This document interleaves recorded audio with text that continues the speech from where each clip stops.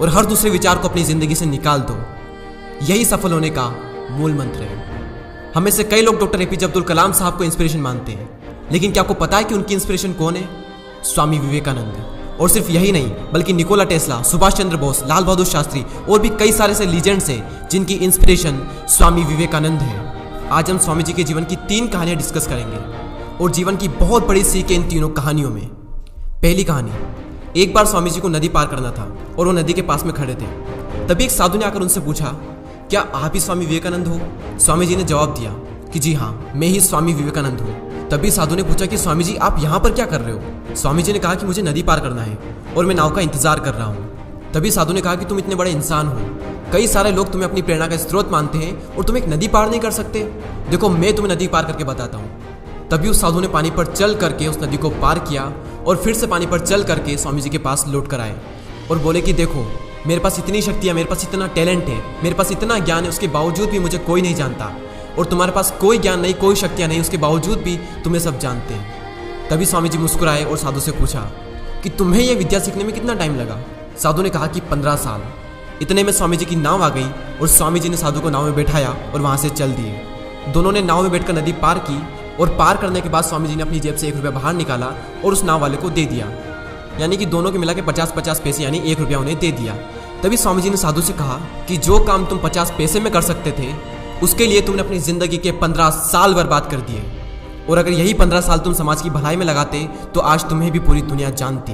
और मैंने यही किया, इसलिए मुझे पूरी दुनिया जानती है और तुम्हें कोई नहीं जानता।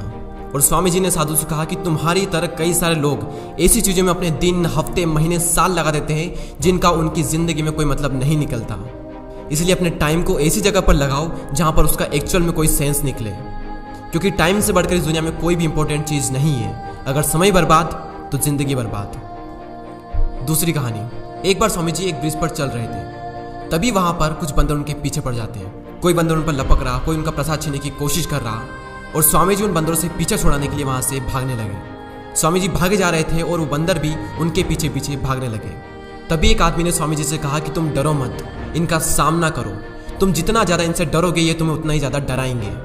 तभी स्वामी जी पीछे मुड़ते हैं और आंखें निकाल कर उन बंदरों पर जोर से चीखते हैं और तभी सारे बंदर वहाँ से दुम दबाकर भाग जाते हैं। और उन्हीं बंदरों की तरह होते हैं हमारे नेगेटिव थॉट्स, जिनसे हम डरते हैं। और जितना ज़्यादा हम इनसे डरेंगे ये हमें उतना ही ज़्यादा डराएंगे। इसलिए नेगेटिव थॉट्स और डर से डरो मत, बल्कि उनका सामना करो। इनसे तुम जितना ज़्यादा डरोगे ये तुम्हें उतना ही ज़्यादा डराएंगे। और अगर तुम इनका सामना करते हो तो नेगेटिव थॉट्स और डर भी एक दिन तुमसे डर जाएगा। तीसरी कहानी को सुनाने से पहले मैं आपको कुक्कू एफएम के बारे में बताना चाहूँगा। अब कई सारे लोग वीडियो के इस पार्ट को स्किप कर देंगे और एक लाइफ चेंजिंग अपॉर्चुनिटी को भी स्किप कर देंगे।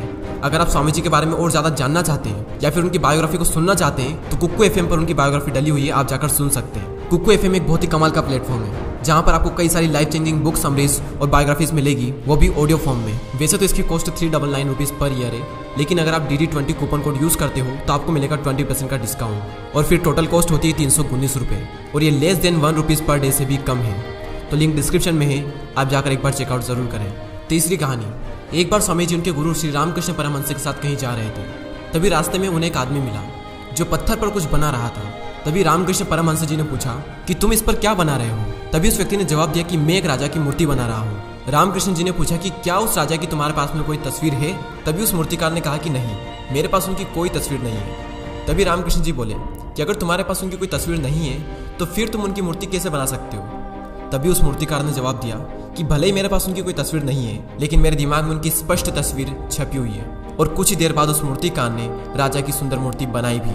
और स्वामी जी ये सारा दृश्य अपनी आंखों से साफ देख रहे थे और तभी उन्हें अपने कुछ सवालों का जवाब मिल गया कि अगर कोई भी इंसान अपनी जिंदगी में कुछ भी पाना चाहता है तो उस मुकाम की या फिर उस चीज़ की तस्वीर उसके माइंड में एकदम क्लियर होना चाहिए।